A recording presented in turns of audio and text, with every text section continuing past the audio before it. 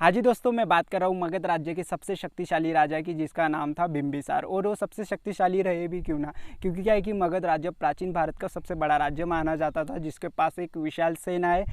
सेना है और साथ ही में क्या उसका राजस्व सबसे अन्य अन्य राज्यों से सबसे ज़्यादा है, जिसकी वजह से बिंबिसार के पास एक बहुत ही बड़ी सत्ता थी, जिसकी वजह से वो बहुत ही शक्तिशाली माना जाता था। ठीक है। और साथ ही में नहीं क्या उस शक्तिशाली होने के साथ साथ में राजा में एक कमी भी थी कि उसे नहीं क्या बहुत जल्दी क्रोध आ जाता था, और जब भी उसको क्रोध आता था तो क्रोध में ऐसे कुछ डिसीजन ले लेता था कि जिसकी वजह से बहुत ही बड़ी हानि हो सकती थी उसे भी और साथ ही में सामने वाले पर्सन को भी। तो लेकिन क्या है कि नहीं क्या ऐसी एक कहानी रही कि क्या है कि जिस ऐसी एक घटना रही कि उस घटना के दौरान में उसके ही धर्म पत्नी के थ्रू उसके सारे विचारों में नहीं क्या परिवर्तन आए और साथ ही में उसने क्रोध को हमेशा के लिए शांत कर दिया। तो फिर क्या है कि हम चलते हैं कुछ सालों पहले कि जब ये घटना घड़ी थी और साथ ही में इस कहानी को हम अच्छे तरीके से समझते। तो फिर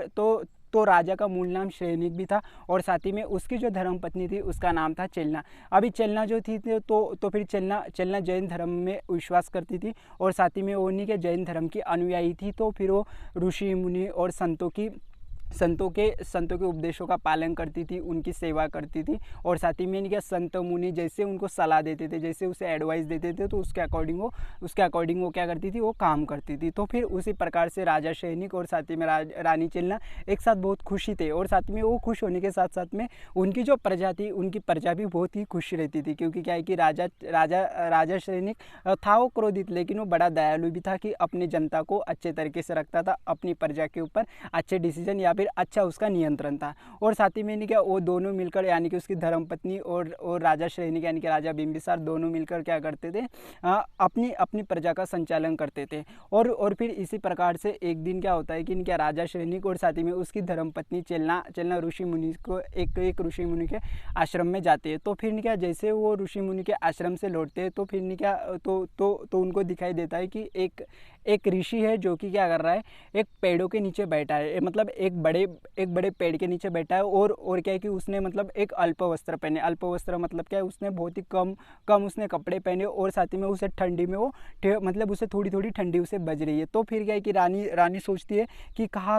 तो मैं इतने ऊनी वस्त्रों में भी क्या कर रही हूँ कि मुझे ठंड लग रही है, लेकिन ये जो ऋषि है, ये जो मुनि है, तो फिर क्या है वो इतने अल्प वस्त्र में बैठा है तो उनको भी ठंडी लगती होंगी या नहीं। तो फिर क्या यही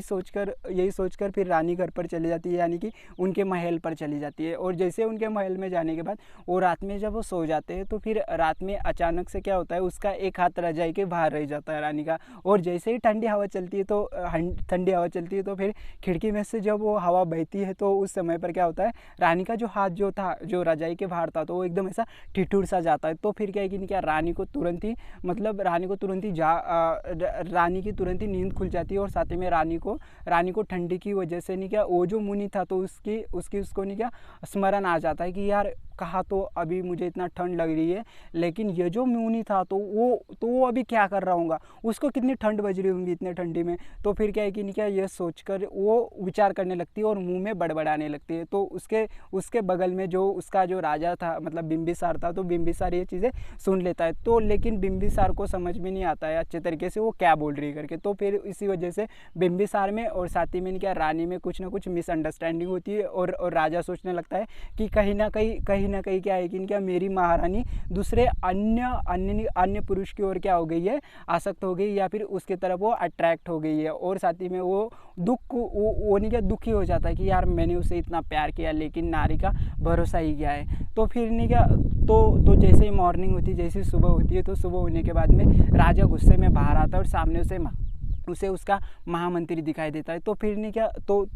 राजा क्रोध में था, क्योंकि जैसे कि हमको पता है कि क्या है कि राजा को क्रोध बहुत जल्दी आ जाता था। तो फिर नहीं क्या वो क्रोध में आके वो आवना देखता डायरेक्टली महामंत्री को आदेश दे देता है कि क्या रानी चेलना का या फिर महारानी का जो महल है उसे पूरा जला दो और रानी को भी जला दो करके। तो फिर क्या है कि नहीं क्या ऐसे बोलकर नहीं क्या वो क्या करता है,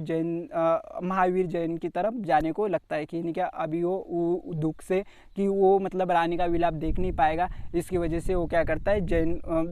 महावीर जैन की तरफ जाने के लिए वो निकलता है। और फिर जैसे वो चले जाता है और साथ ही में जैसे वो मतलब वर्धमान महावीर जी के पास जाता है, तो फिर वर्धमान महावीर जी उन्हें बातों बातों में क्या बता देते हैं कि क्या है कि क्या राजा चेतक की 7 पुत्रियां क्या है सती है। मतलब क्या है कि नहीं क्या मतलब सबसे शुरुआत में क्या करता है राजा, अपना कृत्य तो उसे बता नहीं पाता, वर्धमान महावीर जी को आसानी से अपना कृत्य बता तो नहीं पाता, लेकिन वर्धमान महावीर जी को समझ में आ जाता है कि राजा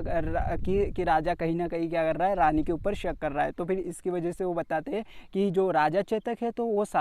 उसकी सातों पुत्रियाँ क्या है कि सती, और साथ ही में तुम्हारी जो महारानी है रानी चेलना, तो वो भी उनकी एक पुत्री है। तो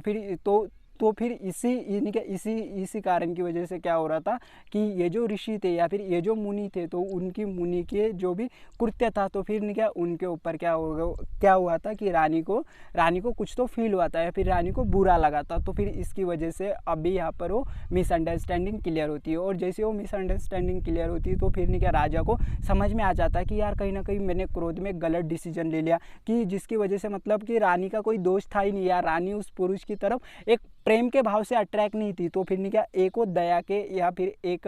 क्या बोलते हैं उसे डिजायर्स की एक दया के रूप से उसके तरफ वो अट्रैक्ट थी, ना ही प्रेम के भाव से। तो फिर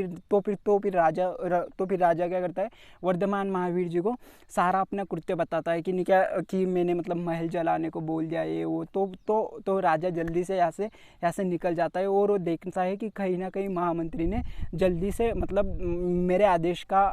आदेश को मानकर कहीं महल न जला दिया। तो फिर जैसे वो जाता है तो वो देखता है कि नहीं क्या कि रानी का जो महल था, तो उस महल से क्या होता है अभी धुआं निकलता है। तो फिर क्या राजा विलाप करने लग जाता है, राजा रोने लग जाता है कि मैंने गलत किया, मैंने ये गलत किया। तो सामने से महामंत्री आता है, महामंत्री उसे समझाते हैं, सब बोलते हैं कि क्या है कि राजा कि महाराज हमारी रानी जो है, रानी सुरक्षित है, रानी क्या है, रानी साहिबा सुरक्षित है, रानी साहिबा को मैंने कुछ भी नहीं किया। तो फिर मतलब मैंने रानी साहिबा को मैंने नहीं जलाया। तो फिर नहीं क्या,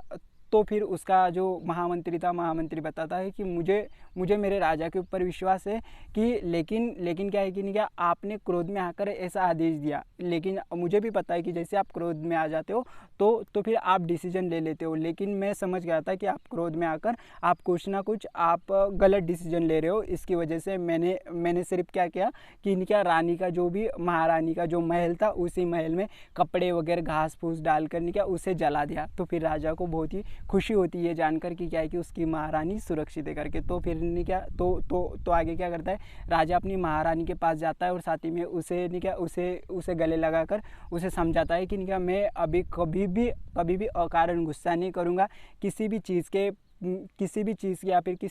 किसी भी घटना के पीछे का सत्य जानने की कोशिश करूंगा और उसके बाद ही उसके ऊपर रिएक्ट करूंगा। और साथ ही में नहीं क्या वो उसे वचन देता है, और तब से राजा अपने क्रोध के ऊपर कंट्रोलेंस पा लेता है। तब से क्या करता है वो अपनी क्रोध के ऊपर कंट्रोलेंस पाता है। तो फिर नहीं क्या यह कहानी थी, यह थी एक नहीं क्या जैन धर्म के शिक्षा की कहानी की, क्या है कि जिसके अकॉर्डिंग बिंबिसार क्या हुआ कि इतना क्रोधित राजा होकर भी उसने अपने क्रोध के ऊपर अपना कंट्रोलेंस पा लिया। अगर आपको ये कहानी अच्छी लगती है तो हमारे इस चैनल को सब्सक्राइब जरूर कर लेना। और क्या है गाइज, आपको पता है कि क्या है कि वही मगध राज्य कैसे बसा था, और साथ ही में सबसे पहले लोग कहाँ पर रहते थे, लोग क्या खाते थे, और साथ ही में क्या लोग कैसे एक फिजिकल रीजन में रहते थे कि जहाँ पर उन लोगों की सारी ज़रूरतें पूरी हुई थी। तो फिर इसके लिए मैंने डिस्क्रिप्शन में एक वीडियो का लिंक दिया है, उस वीडियो को जाकर देख लीजिए, आपको सारी चीज़ें समझ में आ जाएंगी। तो हम मिलेंगे अगली वीडियो में, तब तक आप अपना ख्याल रखना। वंदे मातरम, जय हिंद, जय भारत।